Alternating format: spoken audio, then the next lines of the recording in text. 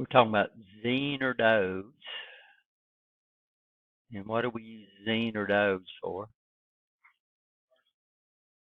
Now, that's how we operate them, but what do we use them for? What's their function in life?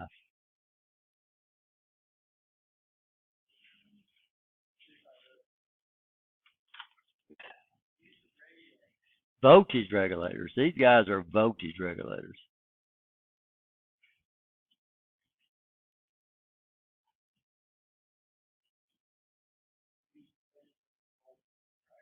Yeah, these are voltage regulators. So basic Zener circuit is we come over here with unregulated DC. I know it's not on, is it?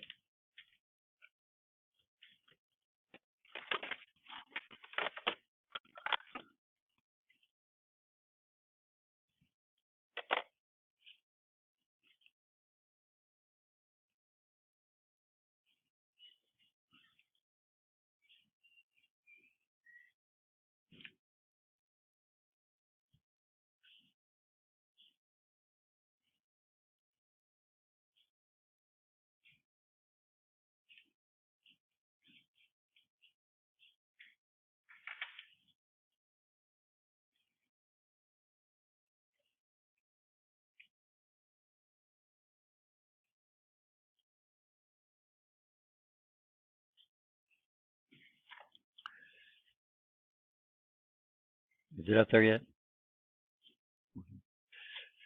So we start off with a Zener. Of course, this would be plus because we put the Zener into the circuit reverse biased. So if you check this thing with your ohm meter on the diode scale, you'll find out it checks just like a diode.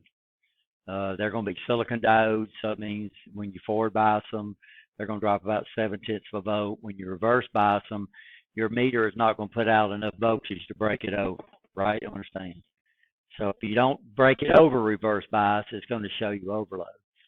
So what we do is we put the resistor or load. I'm going to put a resistor out there, but technically it could be any type of load that requires DC, right? You understand that? And then we put it in parallel with the Zener. So if the Zener has a precise voltage across it, then of course your load's going to have a voltage across it, right? Does that make sense? And what's the purpose of RS? What's the function of this right here?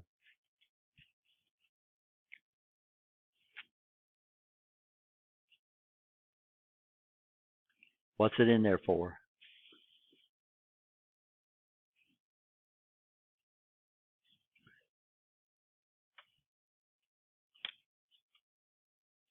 So what does the resistor? A resistor does two things for us. What does the resistor do for us? Drops the voltage.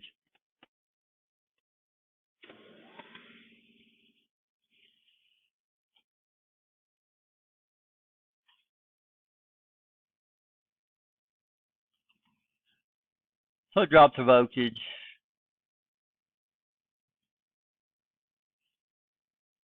And of course, it creates power, but the power that it creates is in the form of heat. So if you got a clothes dryer at your house, it's nothing but a resistor, big resistor back there, right? You understand? You put current through it, it generates heat and dries your clothes, right? You understand that? If you got an electric heater in your house, right? If you got electric on your heater, that's all it is just nothing but a resistor. It consumes power, but the power is in the form of what? In the form of heat, right? Water heaters, if you got an electric water heater at your house, what is it using there? To heat the water. It uses a resistor, right? You understand? So these guys drop a voltage, and their work they consume power, but the work they actually do would be able to heat. But if it drops a voltage, we can also use it to do what? We can use it to control a current. So we can actually establish the amount of current we want in a circuit by the amount of resistance we put in the circuit, right? So the purpose of this series drop-in resistor, I'm going to draw it the way I did before. is to drop the difference between the unregulated and the regulated. So you're always going to have more unregulated voltage than you do regulated voltage. It's always got to be more if you're going to regulate, right? I'm going to do the same thing, guys. Sorry.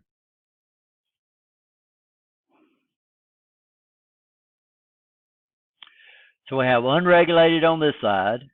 We have what on this side? We have regulated on that side, and that's the function of the series resistor. It's in there to drop the difference between the regulated and the unregulated.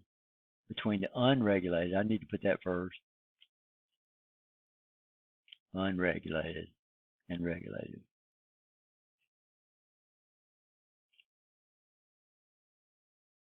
Now that sounds like a really good test question, right? And sizing this resistor. So if I'm going to regulate at 5 volts, that means I've got to have over 5 volts over here. So if I had 8 volts over here, then my regulator's 5 volts, and that guy's going to drop 3 volts. What if my input went up to 9 volts? Well, now that guy's going to drop 4 volts, right? You understand that? It's going to drop whatever the difference is between the regulated and the unregulated. And sizing it is going to be very, very critical. Because if you choose it too big, then it'll drop too much voltage. So let's say I had 5 over here, and then I'm trying to get 5 over here. You can't have that, right? You understand? So that means my zener would go out of regulation. Because if there's any current flow through the resistor at all, then I'm not going to get enough voltage on the output. So what we're trying to do, our unregulated is going to look like this, right? It's going to be this pulsating DC after our capacitor. And I'm going to regulate somewhere. I want to regulate somewhere down in here.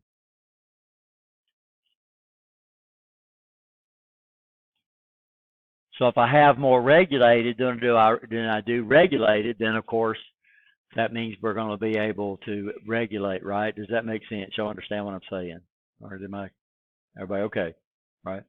So we always got to have more unregulated than we do regulated. And then we're going to regulate below the ripple voltage, because if this ever dips, if we pull too much current and it dips down in here, then now my DC is not going to be quite as much. I'm not regulating, right? You understand that? So we always have to have unregulated more than we have regulated. So what happens if I choose a resistor that's too big and it drops too much voltage, then we go out of regulation. If I choose a resistor that's too small, then my zener is going to burn up because we'll exceed the wattage rating on the resistor. So sizing that resistor is very, very critical. So what things would you have to know? Well, first of all, we're going to have to operate my zener. We're going to have to operate our zener past this knee right here. Because if we ever let the voltage across the zener drop into here, then this is going to be unregulated. Anything above this we consider to be regulated. Everybody understand that? Yes or no? So we're going to have to operate this past the knee. Okay.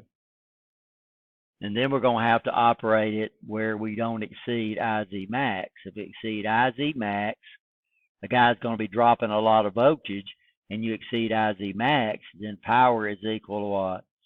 I times V, and all of a sudden the zener burns up. Right? You understand that? So if we choose a resistor too small, we'll let too much current go through, right? You understand, which will burn the zener up. If we choose it the resistor too big, then it won't be able to regulate over what we've designed our power supply to regulate it.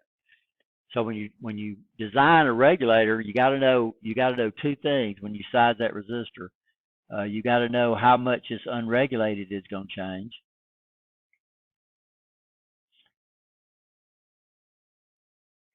And you need to know what the load current is going to do. How much load current do we need? Which would be I. And if you operate it out of that range, then either it's going to go out of regulation, right? You understand? Or it's going to what? It's going to burn your zener up. Are we okay? This makes sense? So there's some valuable information that we need to get from our data sheet. First of all, we need to get the zener voltage. And we're going to use the Zener voltage as what we call the test current. And then we need to know the maximum current that my Zener can handle. Now the problem is when I look at my data sheets,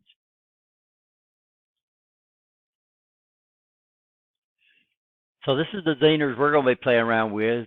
They call the 4700 series, which would be covers part numbers between 1N4728 and 1N4764.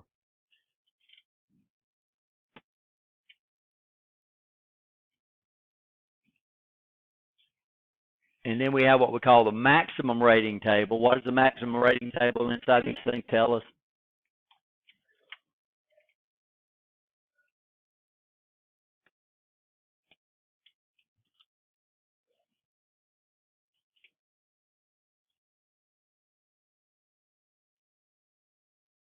So what's this telling us? This maximum rating table. And every data sheet you're going to look at is going to have a maximum rating table on it on solid state devices. This is the maximums we could operate it without damaging the device. It's this thing right.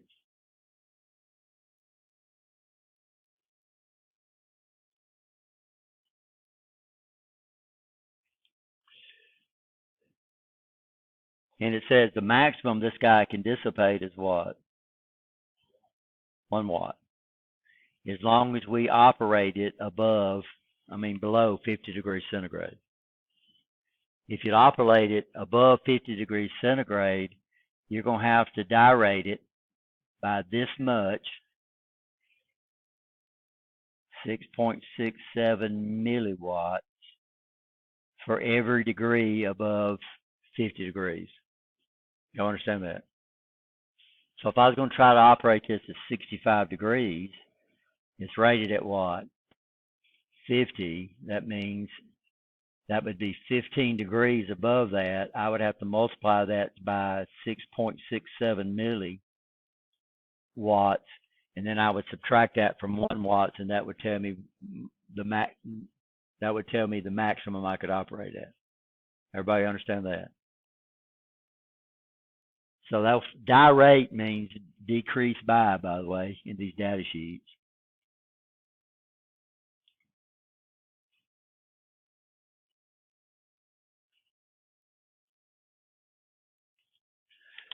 So technique, 50 degrees Celsius, I'm sorry, I keep saying centigrade. They've officially changed the name to Celsius. Of course, over here, we don't use the Celsius scale, but this is some scale y'all going to have to get used to. We usually use Fahrenheit. So you need to have a pretty good knowledge of how to go between these two because your data sheets are going to be in Celsius, right? You understand? But here over here, we're on the Fahrenheit scale. So how do you go from centigrade to Fahrenheit and Fahrenheit to centigrade? Anybody know? Something you got to get used to, guys. You're in a technical trade. Just about all your data sheets are going to be what? They're going to be in Celsius because these things they're sold international. And the Celsius scale makes more sense anyway, because on the Celsius scale, what's 0 degrees? It's freezing though of water at sea level, right? So this is where water freezes at sea level.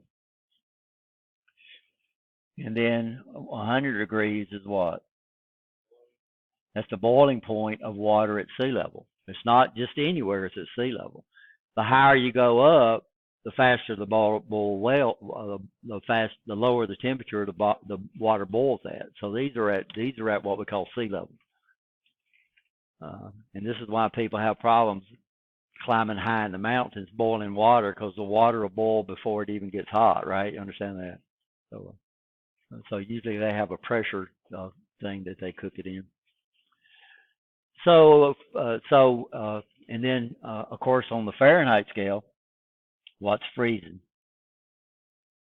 32. And then what's boiling? Everybody knows that, right? 212. Y'all know that, right? I didn't know that. Oh my goodness. No, it's 212. And that's what's so weird.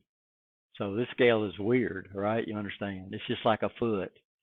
So we deal with what we call the imperial standard or U.S. standard of measurements, and we do feet where we have 12 inches in a foot and 3 feet, 36 inches. Well, on the metric system, everything runs in tens, right? You understand, right?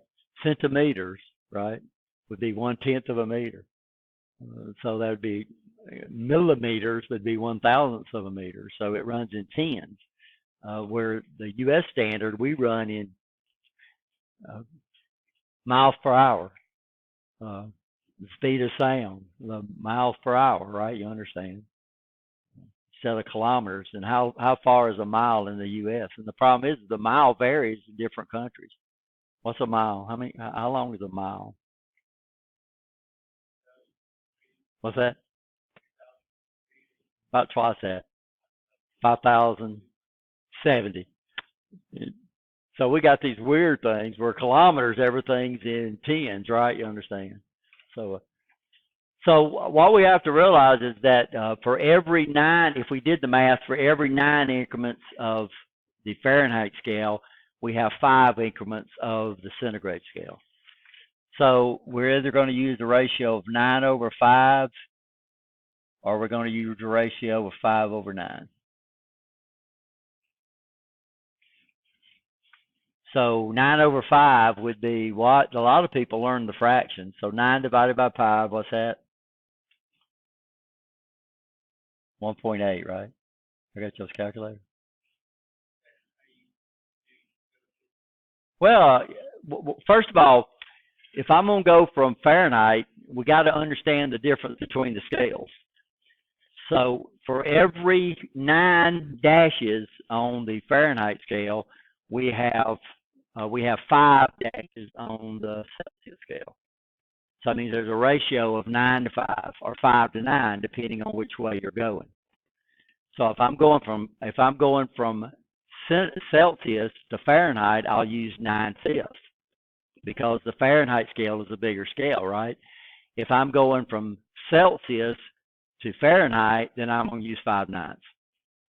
And a lot of people, like I said, have the fractions. They have the fractions in their head. So the first thing I'm going to do, if I'm going to say 50 degrees Celsius, then the first thing I'm going to do is I'm going to come up here. I'm going to take 50 degrees, and I'm going to multiply it by 9/5.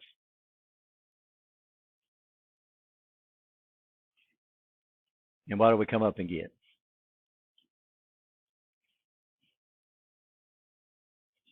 Huh? Okay, 90.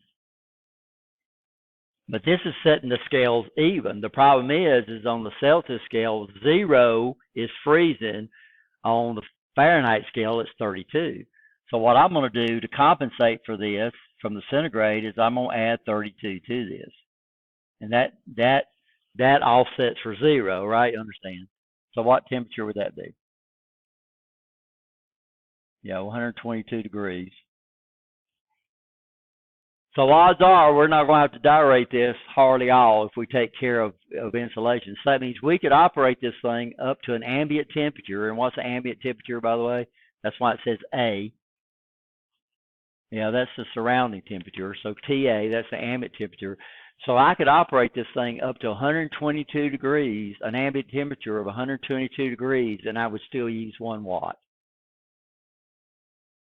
If I operated above 122 degrees, then I would have to figure out how much I needed to dirate this. Okay.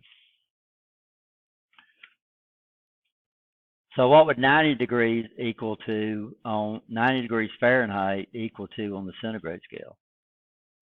Well, the first thing I got to do is I've got to take care of the offset. So I'd say 92, and I would subtract 32 from that. Y'all understand why? Because on the Celsius scale, 0 is freezing. On the Fahrenheit scale, 32 is freezing. So what we did to get to 9/5 is we made both of them equal, right? You understand that? So we're not offset on our numbers. So if I'm going from Fahrenheit to Celsius, the first thing I do is subtract 32. If I'm going from Celsius to Fahrenheit, the last thing I'm going to do is add 32, and that compensates for 0 on the Celsius scale and 32 on the Fahrenheit scale, right? You understand? So what would this be? 92 minus 32, what would this be?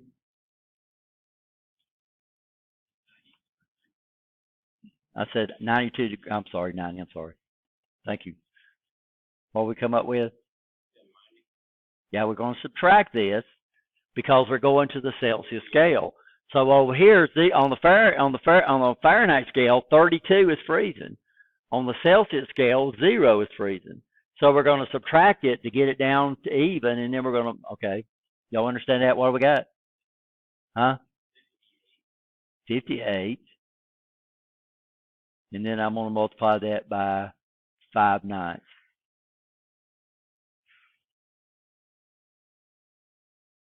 Because we're going to the smaller scale, right? You understand? Yeah.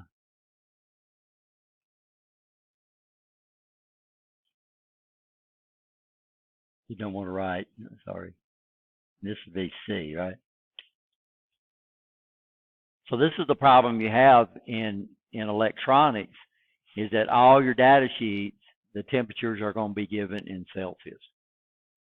Guaranteed. I've never seen one in Fahrenheit, and that's been for years, because these guys sell this worldwide, and we're primarily the only major country now that's still using the centigrade and not using using Fahrenheit and not using the Celsius scale.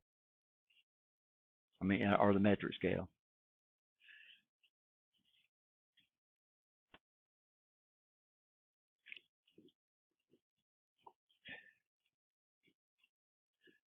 So let's see. So VZ. So we're going to look at VZ at Zener test current. This is where the VZ is established. And what number do we want to choose? Let's say we're going to do a 12-volt regulator. Then I'd use a 1N. So I'd come down this line right here. I'd find 12 volts.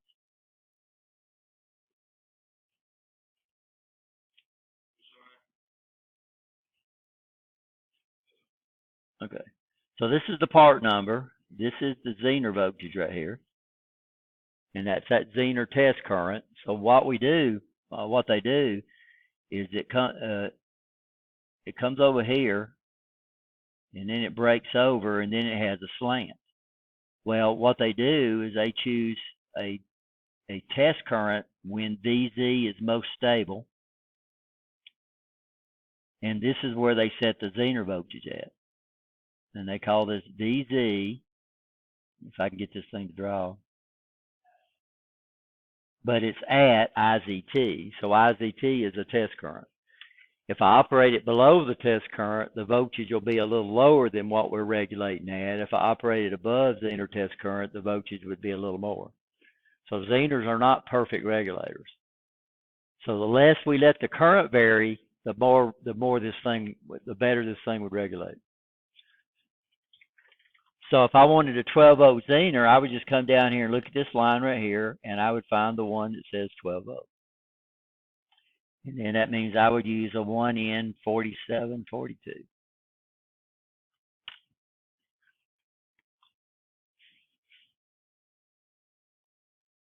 Okay, so far. This tells us that IZK, which is the knee current, is going to be equal to 250 microamps.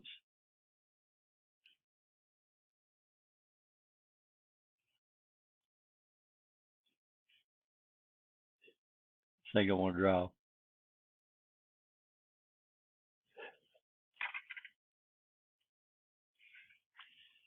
And what you're going to find out about data sheets is they don't use legal engineer notation because they only want one line, right? You understand?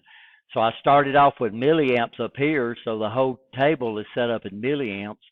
So 0.25 would be 250 microamps. Okay. So it says, okay, that is where I've got to get at least this much current flowing through it before I get out of the knee. So if I operate the Zener below 250 microamps, what that means is the thing is going to go out of regulation. If I operate it with more than 250 microamps, then it's going to regulate. So that's one current we're very, very concerned with, right? So no matter how much current we get through the load, we've got to have at least 250 microamps always flowing through the Zener. Everybody okay there? And that's basically the main measurements that we need to do, except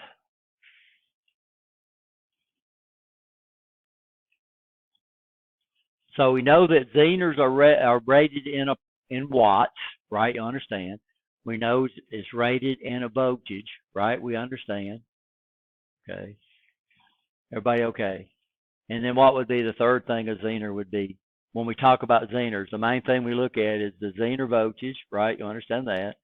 We need to know the wattage that it's rated at. And then what would be the next thing? We don't need the resistance because it's going to take care of itself. It's a good point. Huh? IZK, we need to know that, but when you go out and buy a Zener, you buy a 12-volt Zener. And then you go into the data sheets to figure out what you need to design. The only time we're going to use IZK for, guys, is when we're calculating the size of that RS.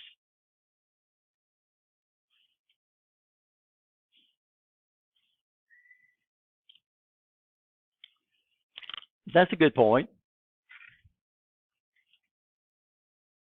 So these are kind of like, what's the three things resistors are rated in?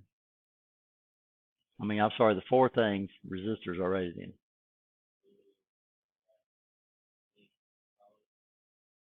Oh, Lane, you're thinking it's three things. What's the three things? If I can write this on here. No, resistors.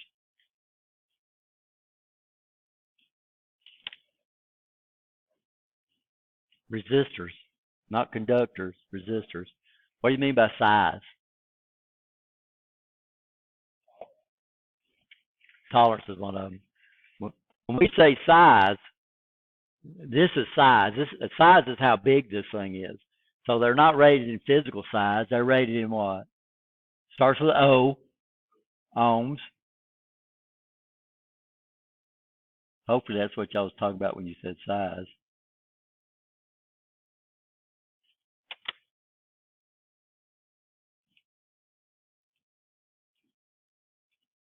This thing won't let me. I'm having a hard time writing on this.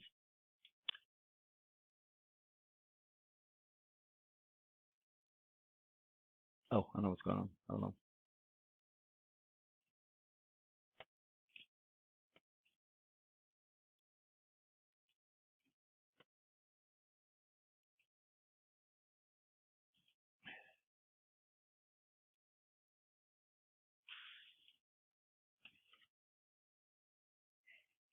So three things resistors are rated in. They're rated in what? Ohms. What else? Tolerance. Let's get the next most important one. Watts. And they're got a tolerance. So Zeners are going to be rated in a VZ. This is the Zener voltage.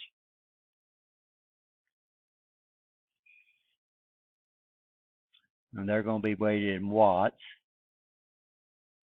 This is how much power it can dissipate, right?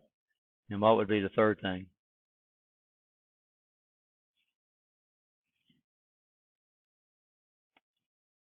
So it's kind of similar to a resistor. So when we say it's got a Zener voltage of 5 volts, what's the odds of it being exactly 5 volts? Slim to none, right? You understand? So they're going to be rated at a tolerance.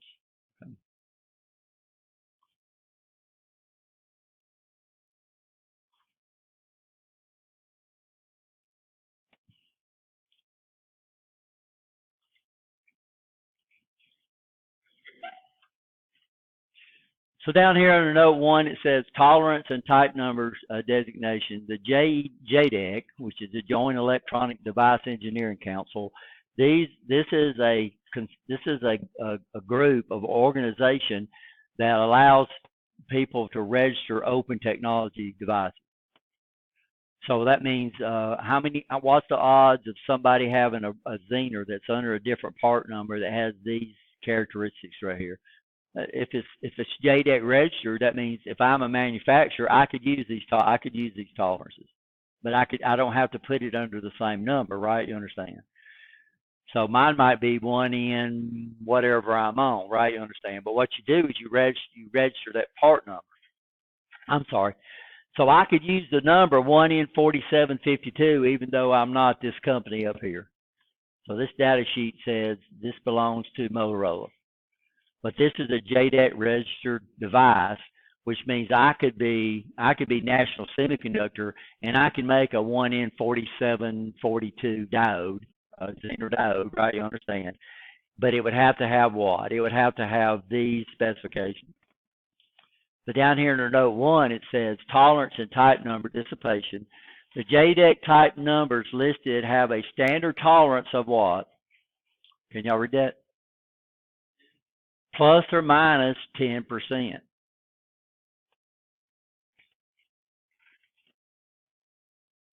And it says a standard tolerance of plus or minus 5% on individual units is also available and is indicated by suffixing an A to the standard type number.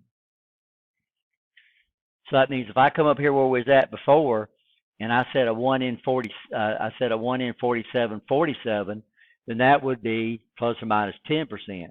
If it was a 1N4747A, then it would be 5%. Y'all understand that? So what I'm getting by with is when you get into these data sheets, you better do what? You better read the notes.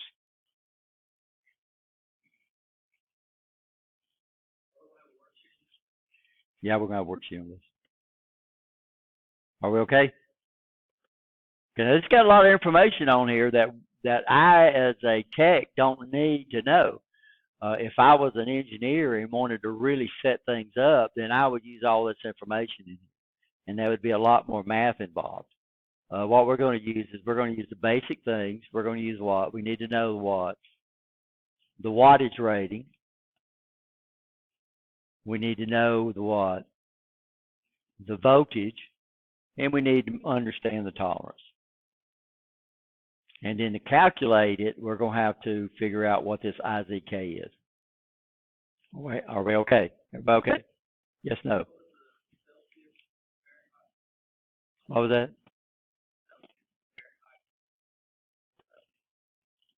That was telling us up here because it says, right here it says power dissipation.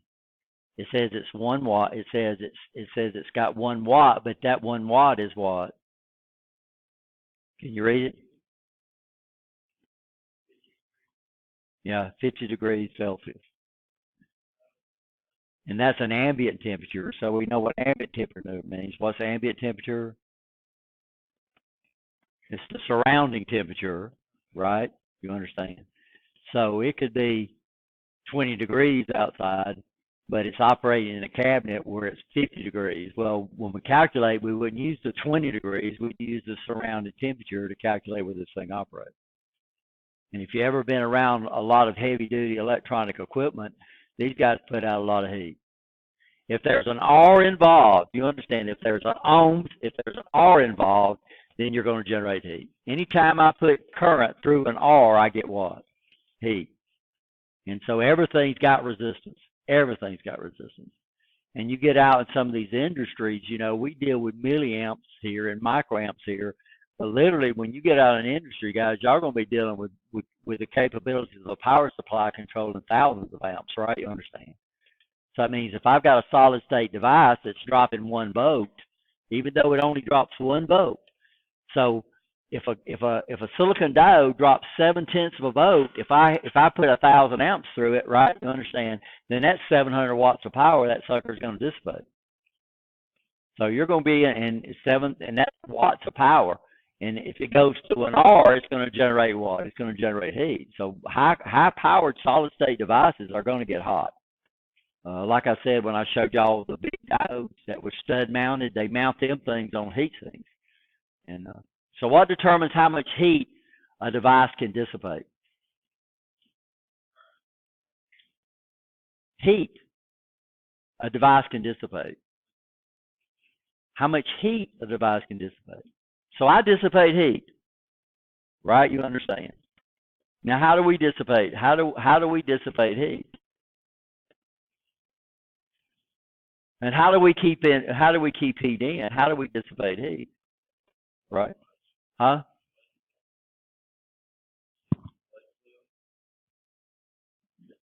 Blood is not in contact with dissipating heat. How do we dissipate heat? To our surface area, guys. How much area do we have exposed to the surface, right? You understand how much resistance it is from our body and how much surface area we have. So that determines one thing that determines how much heat a device can dissipate is how much surface area is exposed to to outside air. And of course, it's the differential in temperature. So the cooler it is on the outside and the hotter it is on the inside, the more you can dissipate. So one of the main things that they do is when I make a solid state device, I want to make it as small as I possibly can make it. So what we'll do is they'll take the solid state device and they'll mount it on a big chunk of metal. And that big chunk of metal we call it a heat sink. And what it is, it's supposed to give more surface area to the device, right? You understand that? So we mount a lot of the devices on what we call heat sinks. And when we take this guy right here apart, we'll see that. So most of your devices are small, but they dissipate a lot of heat. Now mount them on a piece of metal. Why metal? Well, another thing would be the resistance that it's going through, right? You understand that? So this is why most of your high-power devices are going to be in metal packages. Your low-power devices are probably going to be in plastic packages, right? Metals dissipate heat better than what? Than plastics. So most of your heat sinks are going to be made out of metal. Basically, metals fall about what conductors fall. So copper has a lower heat resistance than aluminum. But we see so if I use an aluminum heat sink, it's going to have to be bigger than it was copper, right? You understand? We don't use any gold. We don't use any silver heat sinks for obvious reasons. So that means all these high wattage devices are probably going to be on a heat sink. Right? So what determines how much the material it's trying to get through, right? You understand? And then, of course, we call it thermal resistance. And then how much surface area you expose to that thermal resistance. So when I come up here and look at this guy,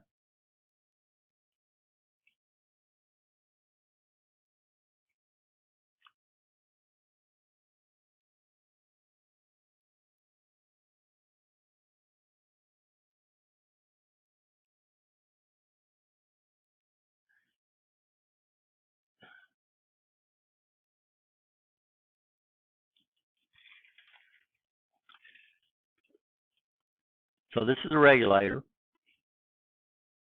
And of course, its main thing is plastic, but it's got this nice big metal tab that's actually up against the semiconductor itself. And then it's got a screw hole in it, so I could mount this on a what? A heat sink, right? You understand? Now, what we're going to have to do is we're going to have to put some type of device in here that basically transfers heat between two metal surfaces, right? You understand why?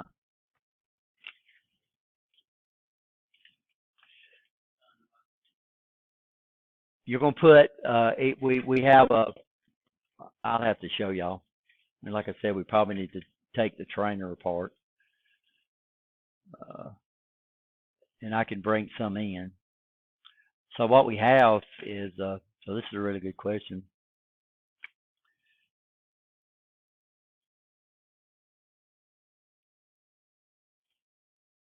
So when they make heat sinks, they're not going to make them, they're not going to go through an extremely lot of machining because that would be very, very expensive.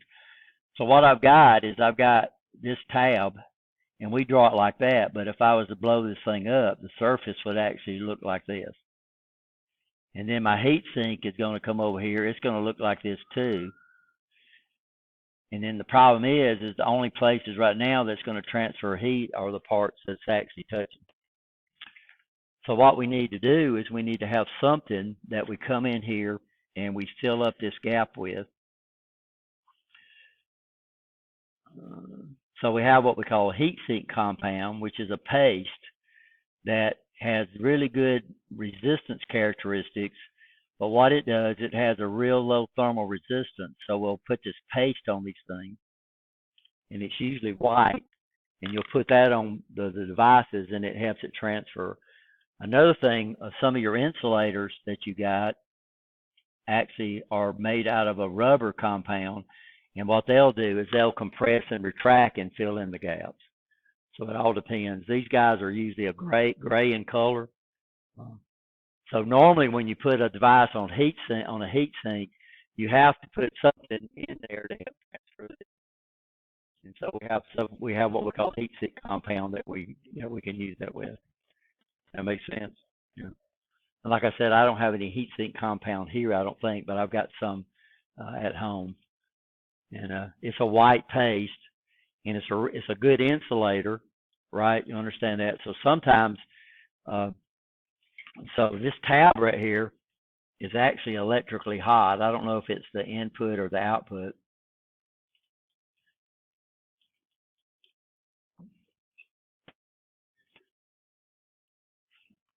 So this tab right here is actually connected to this either one of these leads. We can figure out which one with an ohm meter. So this guy here's got voltage on it. So that means I can't take this and attach it to circuit common, or I'd have a short circuit, right? Does that make sense? So normally on these things, when we put it on that metal, we'll put some type of insulator on here. And then, of course, we'll try to fill in the gaps between the insulator with this heat sink compound. And we'll have to show. I'll have to remember try to bring that in and show y'all that. So, and some of the devices are actually in metal. They're literally in metal packages. They don't have plastic. Of course, the advantage of plastic is over metal is what? Cheaper, yeah. So a lot of these devices use a combination of metal where we'll attach the heat sink. We'll attach this on the heat sink. And then when we take the trainer apart, I'll show y'all the insulators that you can buy to put in there that has a low thermal resistance but has a high electrical resistance. So any more current? Any more questions? So there's the data sheet. So let's say we want a 12-volt regulator. So what would I do first?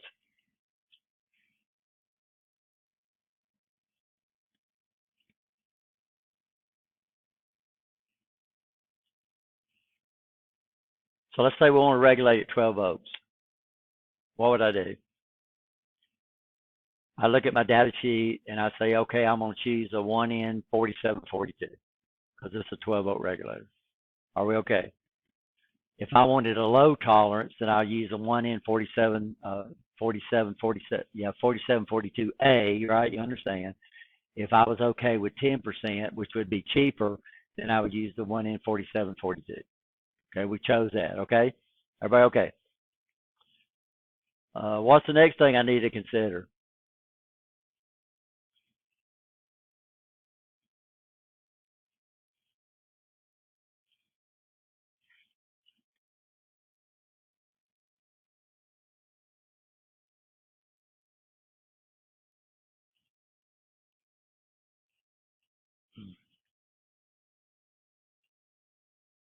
Nobody got any guesses?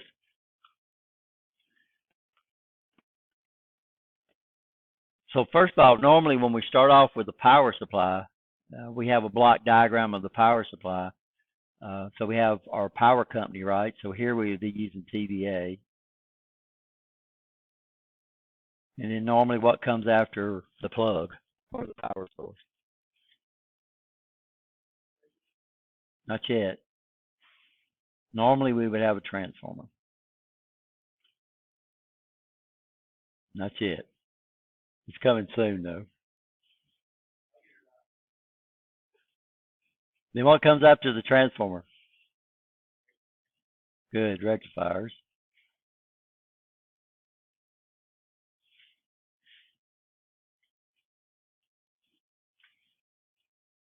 And then what comes out of the rectifiers? Filter. Huh? Yeah. And then what comes last on a typical linear power supply would be the regulators. And then over here, this would be the output of the power supply, so this would be my load.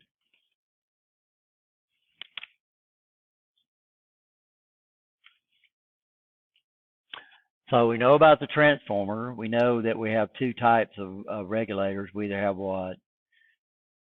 Half wave or full wave. And we got two types of filters. We could use inductors, which we're going to stay away with, or we can use capacitors. The capacitors are by far the most used in a linear power supply. Why do you think capacitors are used more often in linear power supplies than inductors?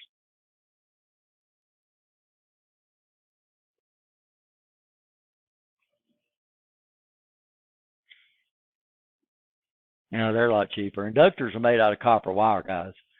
And there are many turns of copper wire, right? You understand. So inductors, to get the same filtering effect, inductors would be more expensive than capacitors. So one thing I'm gonna have to do is if I'm gonna try to get 12 volts over here, what do I need to consider right off the bat? What's providing the 12 volts? Where do I get the 12 volts from to regulate? How can I where does the 12 volts come from to regulate? Yeah, that's way over here, but that's not, you're right. So TVA would be right here, but this is 120 volts. So the 12 volts is, I can't get 12 volts. I could from 120 volts, but everything would be have to rate it at extremely high wattage, right? You understand? So what are we looking at to get the 12 volts? Yeah, transformer. So I got to really consider this transformer rating.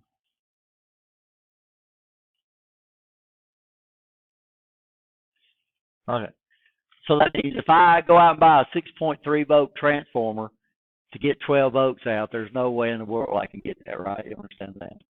Because I got to have, to get 12 volts, I probably got at least to have, I got almost have to have about 14 volts worth of unregulated DC to work at, or even more than that. Okay. What's the next thing I need to consider? 12 volts is 12 volts, but that 12 volts is going to have to provide work, and work is in the form of power. So what do I have to know? I know the voltage, so now what do I have to know to determine how much power I need? Huh? That's, you're right, but I'm going to say, okay, they called it a power supply. And every power supply is designed to give you a certain amount of power at a certain voltage.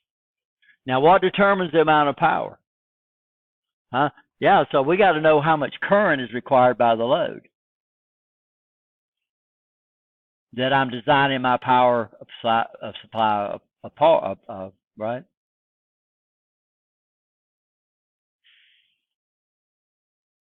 By the load that I'm designing this power supply around. So what you got to understand, every power supply is designed to run a certain load. If you try to exceed that load, then the regulated voltage is no longer what? It's no longer guaranteed, and of course you could burn up the power supply. Except most of your fancy power supplies will sense an overload and they would shut themselves off. So where's this current coming from? Don't say Alabama Power. It's coming from the what? Yeah, so that means when I buy my transformer, what do I have to know? Well, I got to know what voltage I want to get out regulated. I got to know how much current I'm going to do, because that current has got to come from the transformer too, right? You understand that? So I got to choose a transformer that gives me what? Enough voltage and enough current to run my what? To run my load. So I'm trying to design an 8-amp power supply, and I choose a transformer that only gives me 2 amps. So that's what transformers are rated at. They're going to be rated at what? Your small ones are going to be rated at a voltage, and they're going to be rated at a current. Now your large ones are going to be rated at kVA.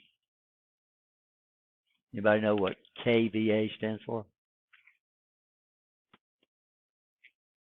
Because y'all should know what K stands for. What does K stand for in the metric system? Kilo, right? What does V stand for? Yeah, kilovolt amperes. The problem we have is that in an AC circuit, and you'll get into this as AC, we have something referred to as apparent power.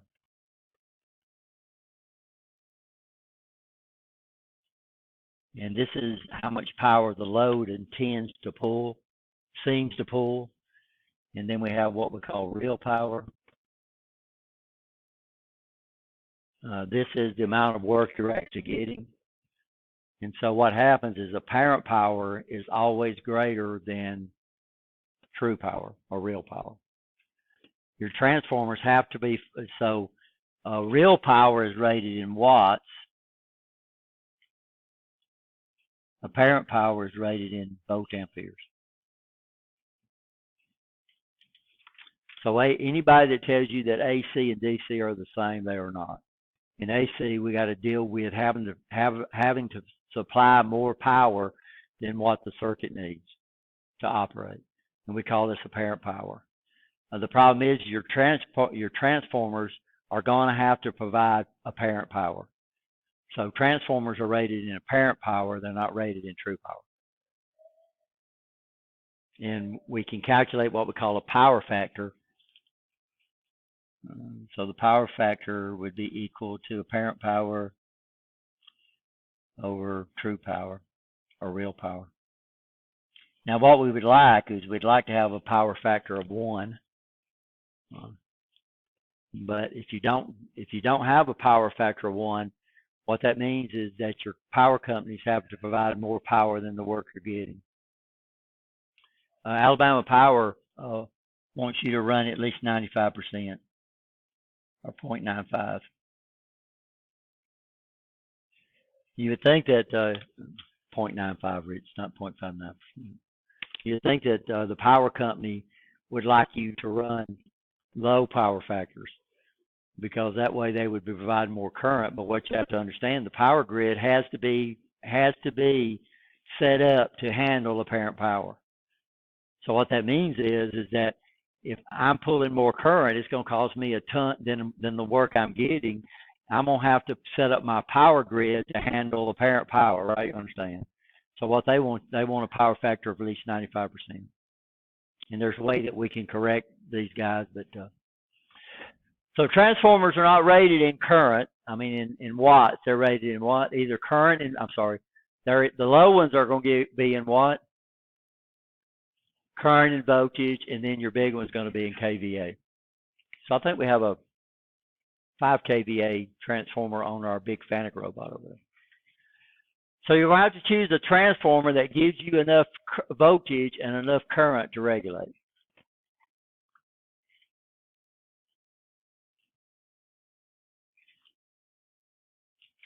Zener diodes can be used as voltage regulators in low current application. It takes a varying DC unregulated and keeps it a relatively constant DC. The Zener can only work over a set range of currents. We have to operate it below the knee, right? You understand that? Or the Zener current has got to be above, I don't know how to say that. It's got to be greater than the knee current. and we got to operate it below the maximum current. As long as we operate this thing, this guy here is going to give us a fairly constant DC output voltage. And we've already did this. I set the circuit up, right, for y'all the other day, actually using the Zener. So what we'll see is my input voltage changes. And what's going to happen, so what's got to happen, let's say we're at 5 volts, and then I'm over here at 8 volts, then how much voltage would the resistor have to drop? 3 volts. And it's going to be a certain size. Let's see, my load over here is a 1K. So if it's 1K, it's going to be conducting how much current at 5 volts? Huh? Yeah. What's that? Yeah, 5 million. So if this right here is a 100 ohm resistor, and we're not determining, we're just doing this for calculations, right? Then it's gonna then we're gonna have to be conducting 3 divided by 100. What would that give us?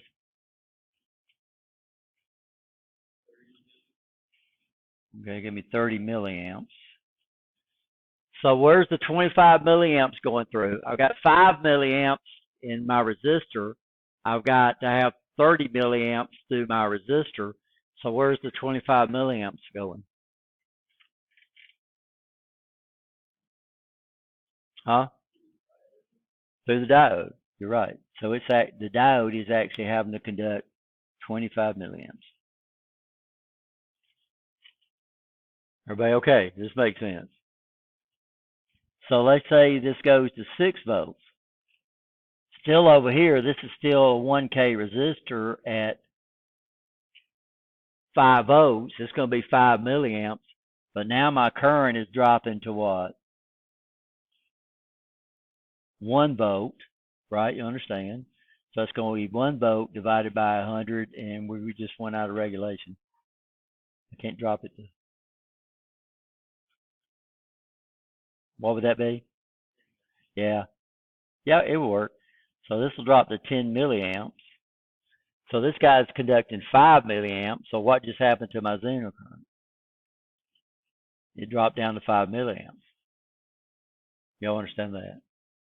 So what's got to be happening with the Zener's got to dynamically be changing its internal resistance to keep it regulated, which is pretty neat.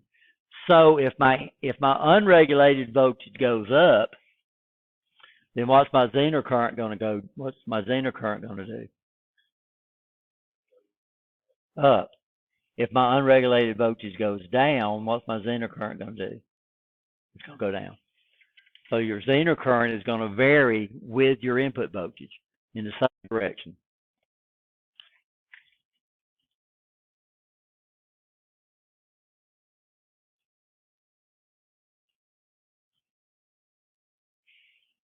Oh, this is a better place to look at it anyway.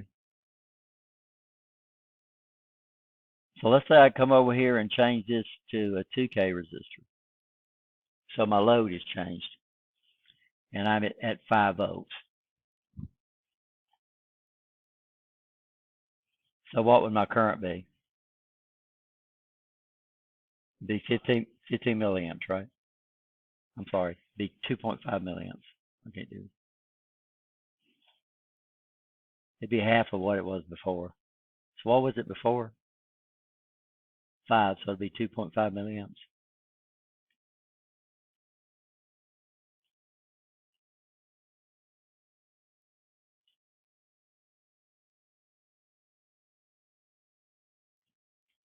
You okay here, Kevin? You okay? Okay. So what would happen now if I put 5 volts here, 8 volts there? What would happen now?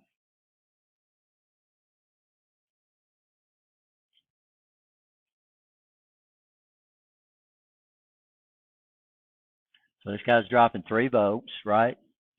It's a 100 ohm resistor. So what's it going to be conducting?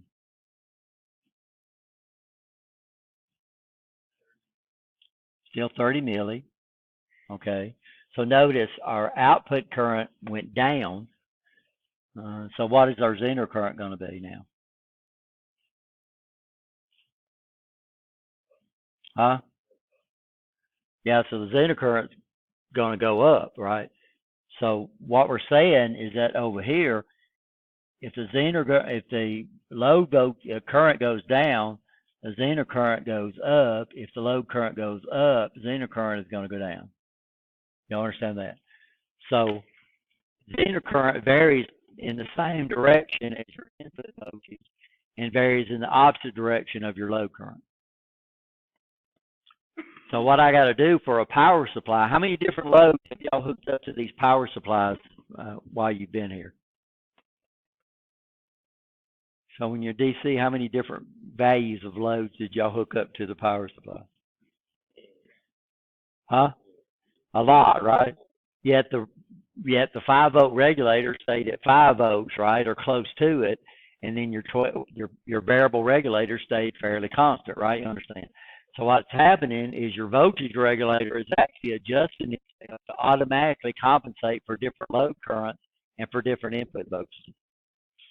So like over here, we might have, I think over here we got 120 something volts. I'd have to look. Over in building A, the voltage is a little higher. But the power supply works over there and they work over here. So even though the input voltage is higher over there, the regulators still regulate, right? You understand? So what's happening is they're varying their opposition depending on, so if the input voltage goes up, the regulator's current has got to go up, right? You understand that? If the input voltage goes down, the regulator current has got to go down. So it varies in the same direction as what? A varying input voltage, but an opposite direction of varying load voltage. And that sounds like a good test question, right? And why is that? Because it's on the test. When there's no load, RL, the load current is approximately 0. All the current flowing through RS must go through the Zener. So right now I have no loads on these power supplies if I turn that on. So that means your regulator is going to have to handle all that current, right? You understand? Yes or no? That makes sense? Huh? Yes? No?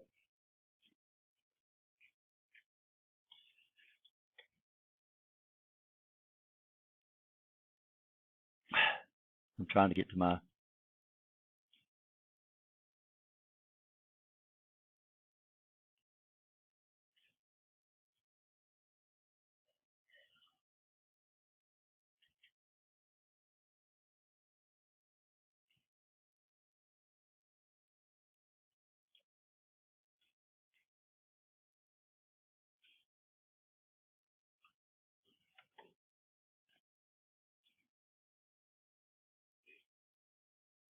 Okay. Thanks for letting me know. You know you got a lot of absences in this class, right? Okay. So no load. 8 volts on this side, 5 volts on this side, 30 milliamps. You understand that? Where's the 30 milliamps going through? Huh? There's no load. There's no load. So we've got 30 milliamps, got 8 volts on this side, 5 volts on that side. That 100 ohm resistor is dropping 3 volts. Where's all the 30 milliamps going through? It's got only one path, guys. There's no load. So right now, Zener current would be what? 30 milliamps at 5 volts. So how much wattage would the Zener be dissipating?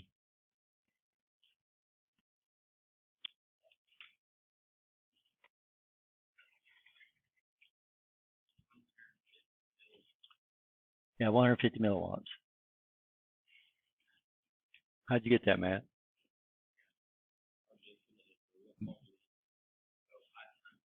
Yeah, power is equal to V times I. Huh?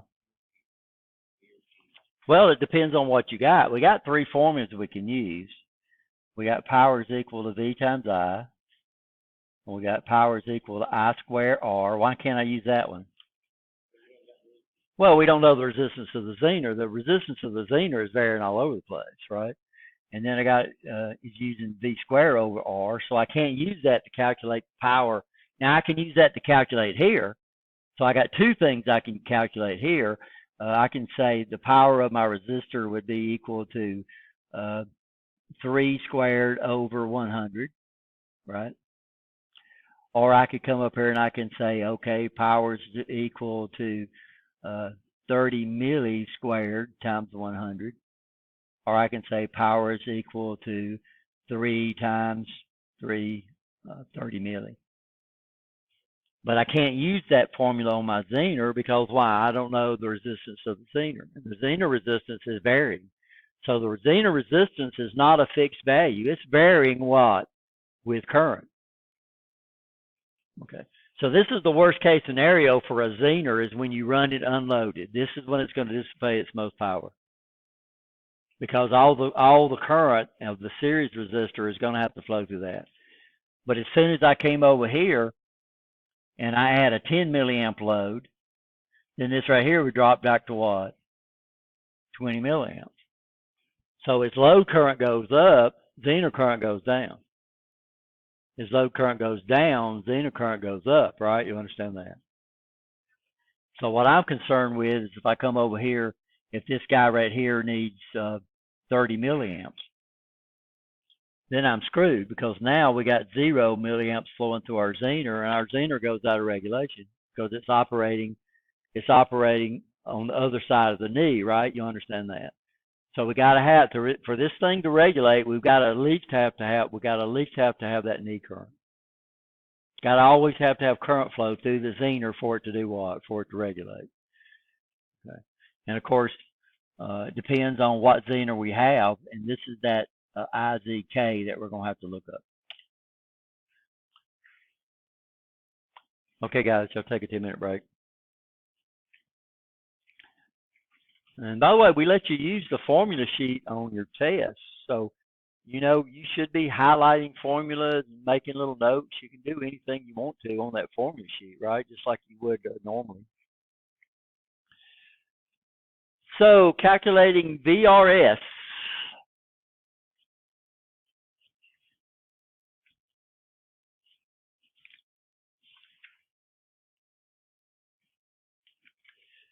First of all, we need a couple of things to calculate a resistor. Why do we need to calculate a resistor according to Ohm's law?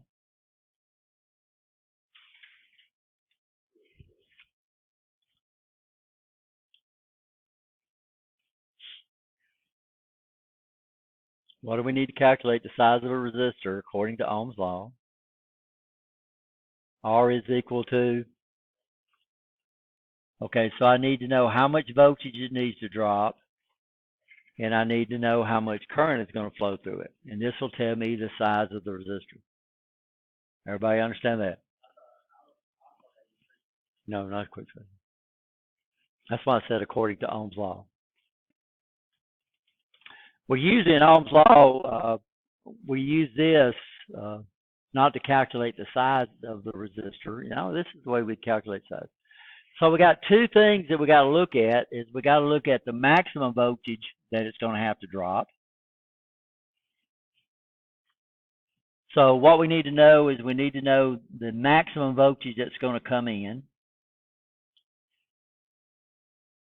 Vn max, and then we're going to subtract from that, just like we did before, the Zener voltage, and this will tell us the maximum voltage that resistor is going to have to drop. To calculate the minimum voltage, it's going to be Vn unregulated. So this is going to be our unregulated voltage. So our unregulated voltage is going to vary between a maximum and a minimum, right? You understand that? Everybody understand that? So we're going to be regulating down here. So here would be the maximum voltage. Here would be the minimum voltage. And we got to compensate for that, and that's what it's going to drop. It's going to drop the difference between the maximum and the minimum, right? Well, that would be the maximum. This would be the minimum. So VN minimum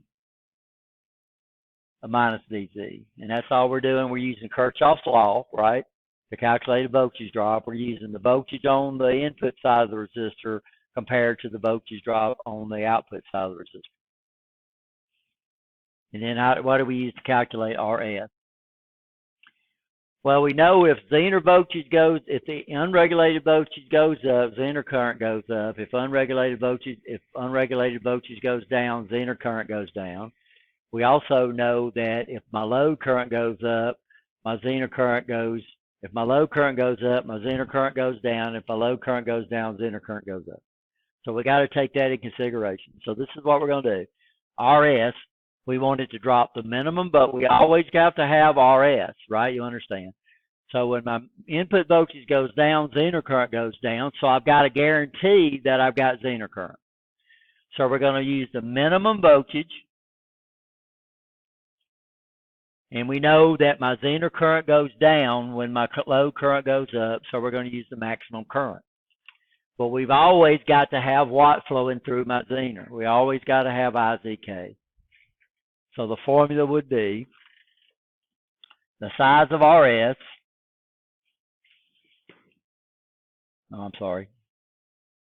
R is equal to what? V over I. So what voltage are we going to use to calculate that? We've always got to have Zener current. So I'm going to use the maximum voltage that this guy's got to drop.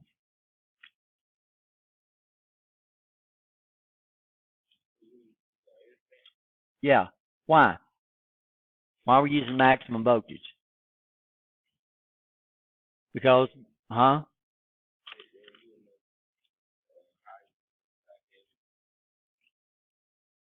Right, because that's the maximum current that flows through through the resistor, right? Does that make sense? Okay. The maximum voltage, and we're going to divide that by what? I'm sorry.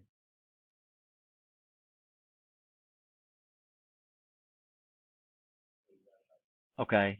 I'm sorry. This is wrong. This is the wrong formula. I don't want to get y'all confused. I was thinking that. I said that can't be right, Rich. When does Zener current go down relative to the input voltage?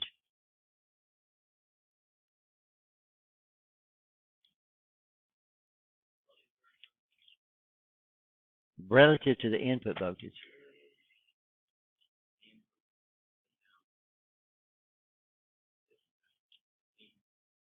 Goes down, right?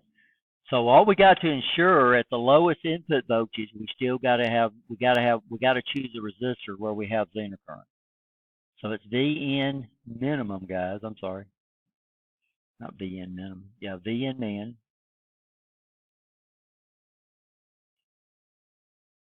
Not VN bridge. I'll be with y'all in a second. We're sizing the resistor, right? So it's VRS minimum. Because when it's at its minimum value, that's when we have minimum Zener current, right? And we're going to divide that. When do we have minimum relative to the load? When do we have minimum current? That's going to be at what? Out of the load maximum.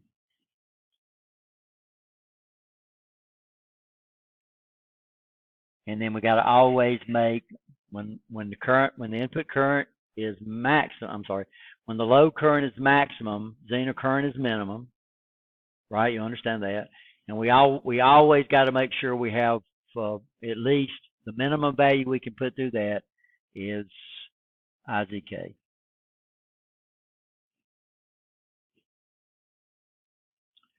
So what we're guaranteeing that we always have current flow through the Zener.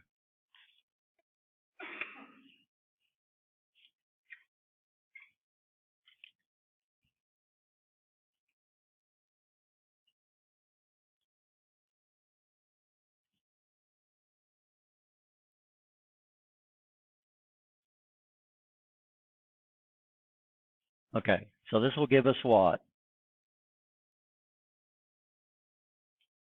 Give us the size of RS. So what else do I need to calculate about the resistor? So what's the three things that resistors are rated in? You said ohms. So don't say size, because when I say size, I'm talking about the physical size of it, right? Then what's the second thing? Watts. And then what's the third thing? Tolerance. Okay. So what we need to do is we need to be able to calculate the wattage rating of the Zener, the wattage rating of the resistor, right? Everybody okay? So what do I need to calculate the wattage rating? When will the resistor dissipate the most power?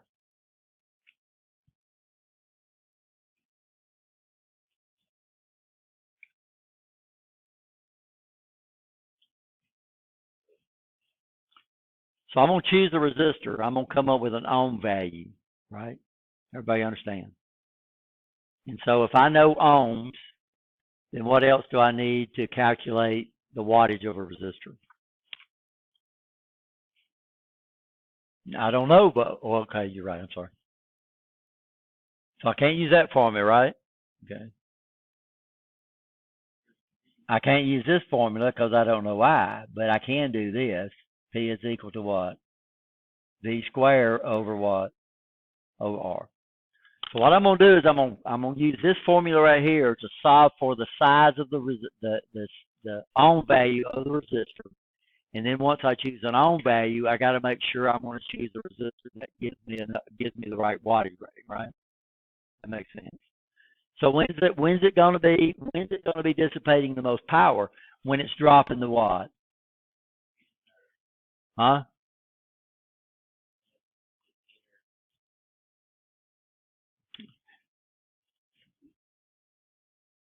What we solve for up here, so what we're going to start off solving for right off the bat,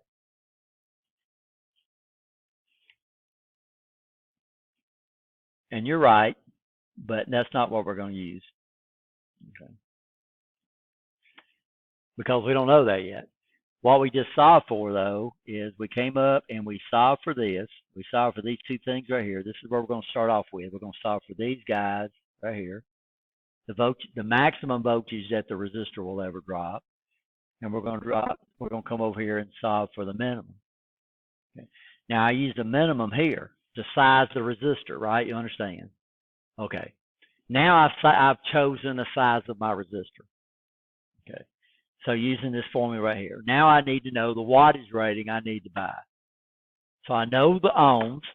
When is it going to, of the formulas we use so far, when is the resistor going to dissipate the most power? I know the minimum voltage is supposed to drop. I know the maximum voltage is supposed to drop, and I know the size of the resistor. So what are we going to use? So when is it going to dissipate the most power? When it's dropping the maximum voltage or when it's dropping the minimum voltage? Okay, so that's what I'm going to use. I'm going to say, okay, I know the size of the resistor, so my wattage rating of the resistor is going to be equal to V what? RS maximum. That's the maximum squared divided by the size of the resistor that I chose. So that's the formula we'll use to calculate the wattage rating. We don't need to know the current because I know the maximum voltage is going to have to drop, and I know what? I know its size. Okay, so this will give me the wattage rating, and this will give me the size, and then we need to make sure we check the tolerance. So normally when we calculate the size of the resistor, it's not going to fall on a value. It's not going to fall on a standard value. And y'all know we have standard values of resistors, right? Do y'all know the standard sizes? Probably not. I don't know them. But you can do what? You can look them up on a chart. So in the handout section, we have the standard sizes of resistors. So when we calculate a resistor, we're either going to have to do what to it? We're either going to have to round it up or round it down. So we got to figure out which way we want to go to keep this thing in regulation. What we want to do is we want to always move in this direction right there. We don't want to move in this direction. We want to move in that direction. What do you mean?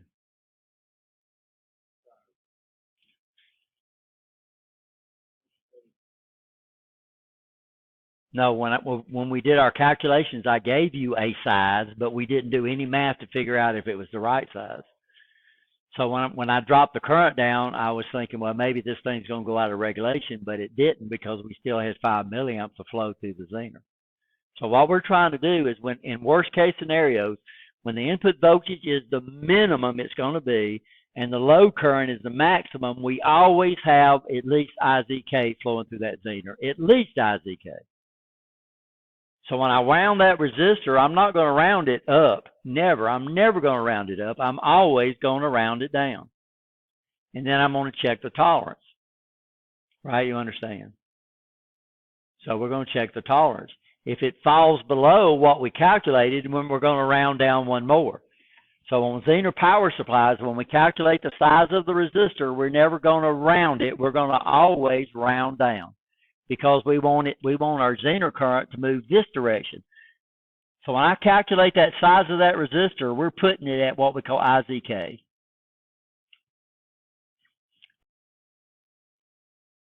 Oh, wow, we got a problem. Is that the number I put on there?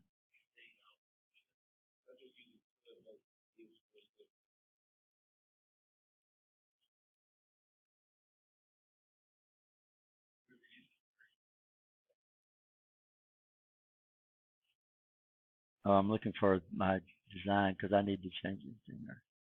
A 1N4747. A 1N4747 is not a, oh, I'm sorry. It is. So let's go back and start this over. So let's look up a 1N47 I see what I did. Okay, let's look up a 1N4747.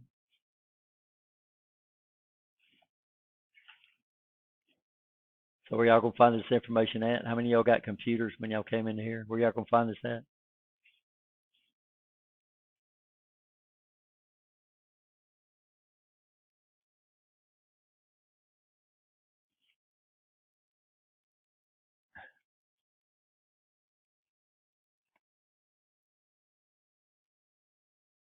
So it says my input, so that's where I misread that, guys. It says my input is 30 volts DC plus or minus 10%. And then the Zener is what? A 4747? It's a 20 volt Zener. Okay, so what's 30 volts? What's 30 volts plus or minus 10%?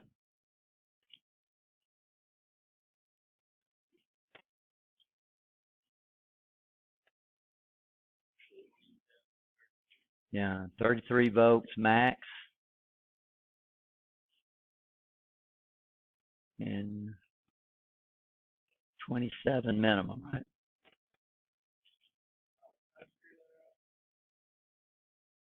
right? 10% of 30 is 3. Okay. So to get the maximum, we'd take 30 volts and add 3 to it. That would give us 33. And to get the minimum, we'd take 3 volts and subtract from that, and that would give us 27. Are we okay?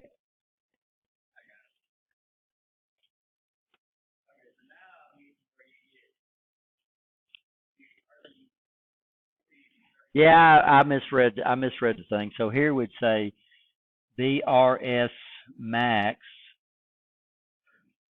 is going to be 33 minus 20. So that's going to give us what? 13 volts, right? Oh, dang. I can't do math.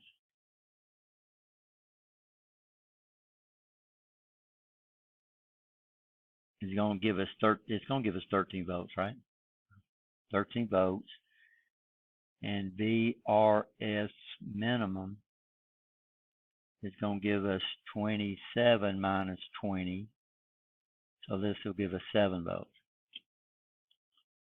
And IZK was equal to what? 150 microamps. This guy's going to pull between 10 milliamps and 20 milliamps. Wasn't that the design? Are we okay?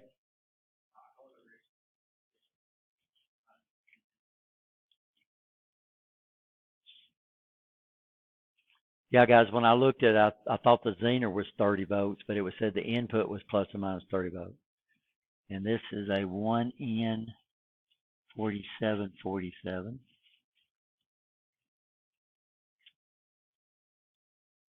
So we okay. So RS is going to be equal to minimum voltage, 7 volts, divided by maximum current, that's 20 milli, plus 250 micro.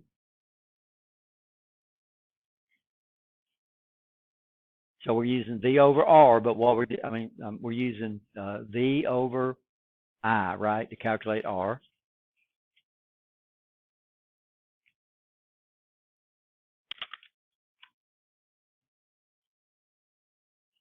Are you doing this, Kelvin? You got your calculator?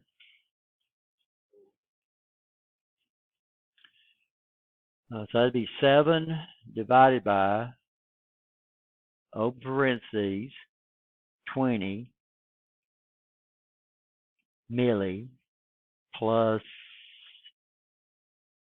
250 times 10 to the minus 6, close parentheses, equals 345.7 ohms. Is that what you got?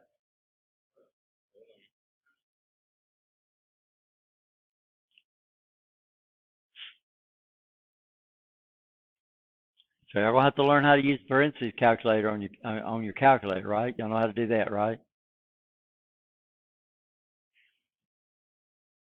So y'all see what I did? I took 7, then I said divided by, then I opened up parentheses, and I said 20 milli. Of course, I put 0.02, and then I said plus.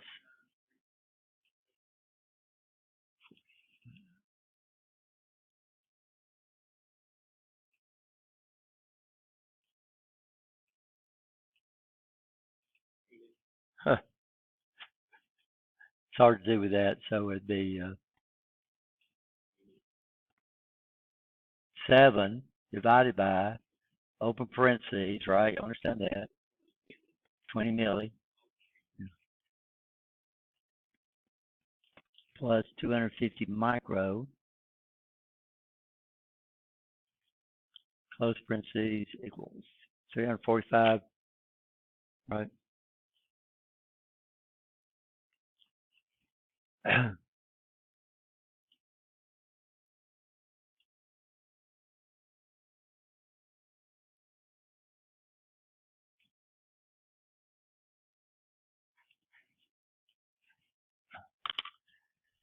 Okay, there's no such thing as a 345.7 ohm resistor. No, what we're going to do is we're not going to round. We're going to go over and we're going to look at a standard resistor chart. And this is on Blackboard. Should be in the handout section of Blackboard. Solid state, handout, standard resistors.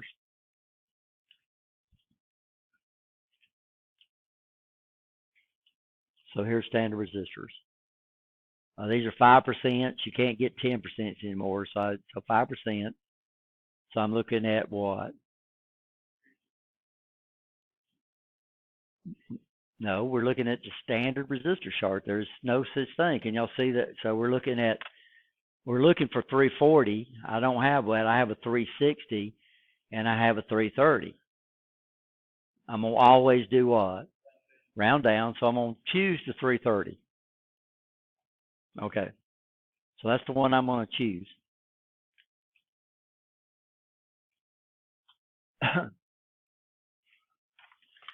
So I'm going to start off with a 330. But first of all, I'm going to check the tolerance. So I'm going to say my R, the max would be equal to 330 times 1.05. You know what we just did there, right? We just calculated it's a 5% resistor. We rounded down. We always want to go down. So we're checking to see if this answer comes up to be greater than that one. That's the maximum value. If it comes up to be greater than that one, I'm going to round down one more. So I'm checking my tolerance. What does this come up and give me? 346.5. We can't use that because it's what? Yeah. So that means we got to go one more down, right? Y'all understand? Yes or no? Because it's a 5% tolerance. So you learn real fast that instead of calculating 5% and then adding 5%, you just put a 1 and then put the percentage, and it does it automatically of 5%. So probably the way you learned in DC is you took 30 and then you multiplied it by 0.05 for 5%, right? Then you added that back on there. Well, you can save a step by just doing what? Yeah, 1.05. So if you want to raise something by a percentage, you just say 1 point and then put the fraction for the percentage. Yeah, and it saves you a lot of time, right? Yeah. Saves you one step, right? Now going down is hard, but this is pretty easy. So it means 246. We calculated 245 point, so we got to go down one more. So what am I going to have to use? I can't use the 330, but I can use the what? I can use the 300, right? Everybody okay? This makes sense. So 300 ohms.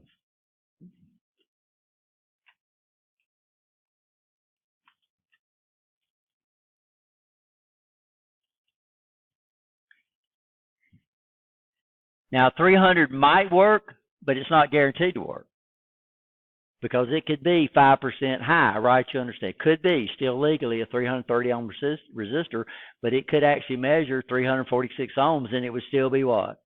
It would still be good. And we can't have it regulate. If it's going to regulate, it's going to say, okay, I might have one in there that measures 335 ohms, but it burns up, and I put one in there and it don't have the same tolerance, and it's not going to regulate, right? You understand? So we're going to use what size resistor we're going to use? 300 ohms. Yeah. Can't use the 333 because that was the next standard value. You understand, Austin?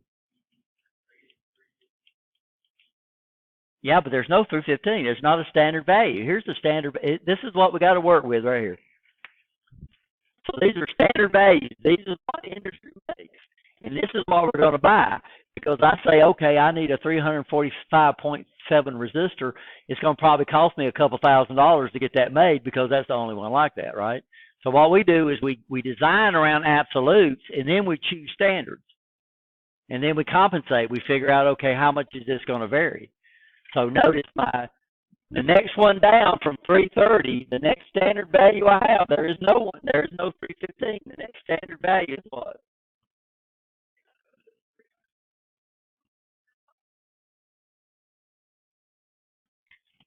Oh, but I knew it was going to be okay because we was only. You're right. We was only 1 ohm off, and we're dropping down 30 ohms, right? So I knew it was going to be. I understand what you're doing now. You're checking tops again, right? Yeah. So I understand what you're saying now. Good job. But I knew it was going to be okay because this guy right here, it was only 1 ohm off, right? Yeah. So good job. Okay, so now we chose the resistor. What do we need to do now about our resistor? 300 ohm. What else do I need to do? Plus or minus 5%, it'll be fine, right? So what else do I need to know about that resistor? I can't go to a parts store. I can look up every resistor I've ever seen, and I can't say I want a resistor that conducts 5 amps. So what's the 3 things it's rated in? We've taken into consideration 2 of them. We've taken care of the ohms. We've taken care of the tolerance. What's the 3rd thing we got to take in consideration when I buy that resistor? Huh? Power, watts. Okay. So I got to figure out watts. When's it going to dissipate the most power? Well, when it's dropping the most voltage. So I would come up here and I'd say, okay, I got to choose a resistor that can drop 13 volts, right? Is that right? Going to drop 13 volts at 300 ohms. So I'm going to come over here. I'll say, okay, power would be equal to 13 squared divided by 300. So we're using V squared over R, and that would have to be the wattage rating. And I'd always go up at least one size, at least one size.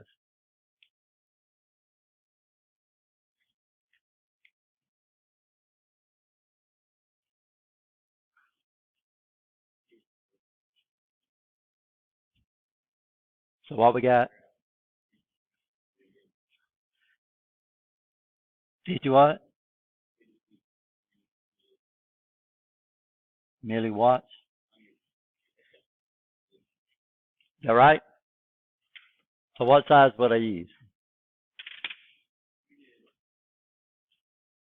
V squared. The maximum voltage it would ever have to drop divided by the size. So what we're using is no, it's squared. I'm sorry. I just didn't get it up. I didn't get it up high enough. Yeah, so what formulas are we using? We're using R is equal to V over I to calculate the size of the resistor. But all we did was figure out what V I'm going to use and what I am going to use. And now we're using power is equal to V squared over R. And where'd y'all learn these formulas at? DC. And what I'm saying is in here, most of the formulas that we use are formulas that we already know. We're just learning how to arrange them to apply it to active devices. Okay, so what do I need to know now? So I know the size of the resistor. I know I can use a quarter watt because a quarter watt is well within that. So a quarter watt is 250 milliwatts. So I can use a quarter watt resistor there, no problem. I'm not going to use an eighth of a watt. I could use an eighth of a watt. But what you're going to find out, a quarter watt is cheaper than an eighth of a watt because they make a lot more quarter watts than they do eighth of a watts. So a quarter watt resistor would work fine. Now what do I need to figure out?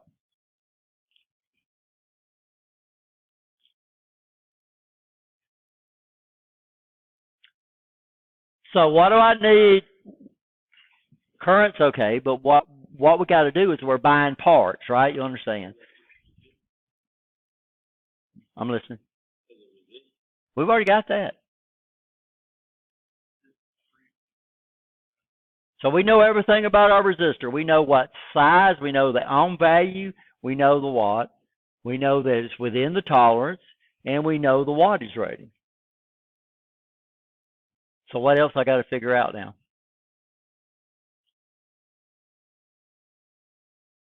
I got to figure out if I'm going to burn if this resistor is going to burn this Zener up.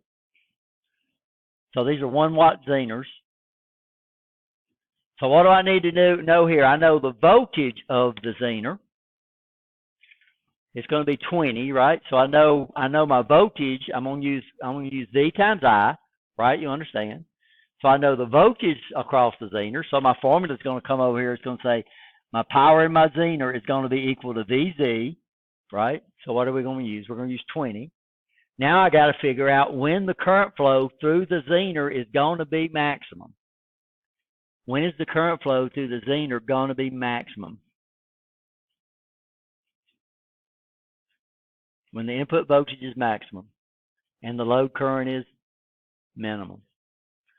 So what I'm going to do is I'm going to calculate the maximum current in the circuit. So I'm going to calculate the maximum current through R. So the maximum current through RS would be equal to what? 13 divided by 300. So the maximum current through that resistor is going to be equal to what?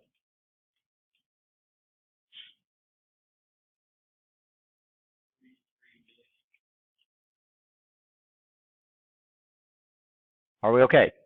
That makes sense. Now this maximum current is going to be split between the Zener current and the load current. So when load current goes down, Zener current goes up. So what I am I going to use? I'm going to use IRS max minus I of the load minimum.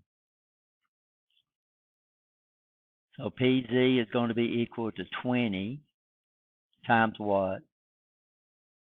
43 milli minus 10 milli.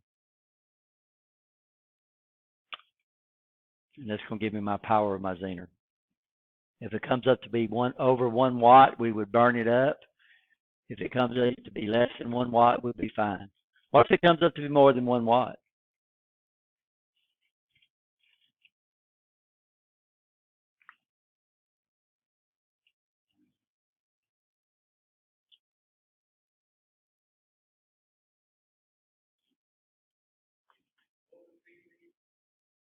VZ is 20, right?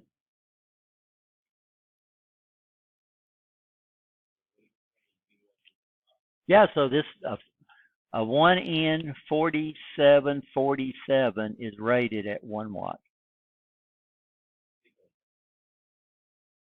Yeah, but I'm designing it. Now I realize now the circuit I needs to, the Zener needs to dissipate more than 1 watt. So it'd be okay, right?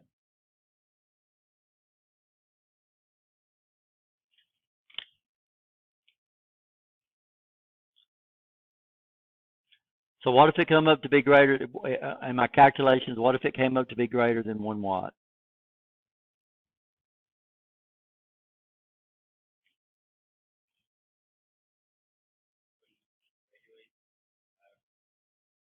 Well, if we put it in there, this one would work okay, right? You understand?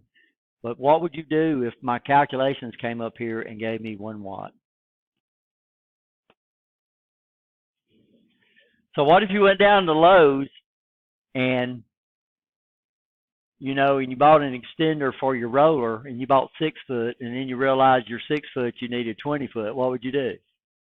You wouldn't buy the 6 foot, you'd buy the what?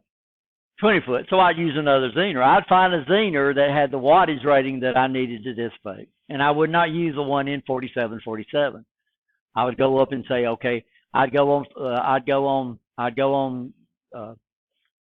Google it and I'd say, I need a Zener. I need a 2 watt, 20 volt Zener. And my guarantee it'd pop up there and tell you what parts you needed to use. Used to, we have to look all this stuff up in data books. We had data books. I wish I could find the data book that we had for diodes and transistors. That sucker was about this thick, and it used pages as thin as the Bible, real thin pages. The Bible, to make the Bible real thin, they use what? They use super thin pages. Yeah. So you got to be real careful. But now we don't use those big old data books. Why? We just go on the internet. We type in what we need, and somebody's probably going to sell what we need.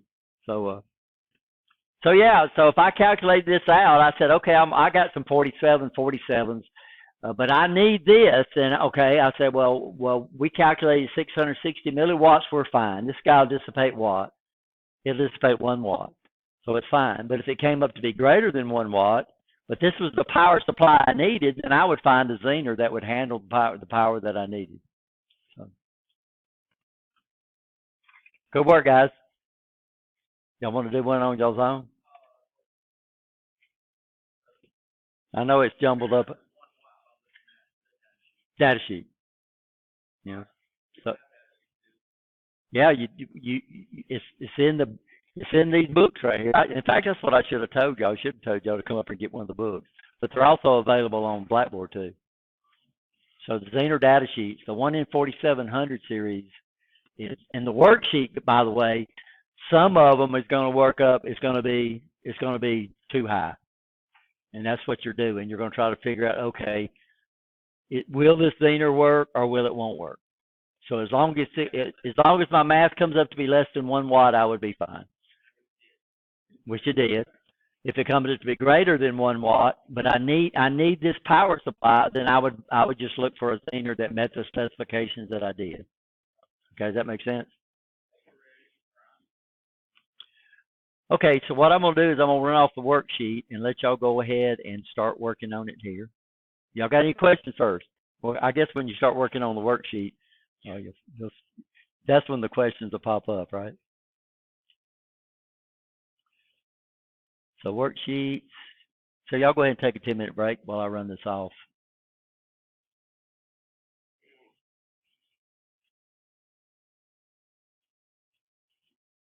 So how many do you need? 1, 2, 3, 4. We only got 5 people here today. Yeah, Brian sent me an email, said he was sick.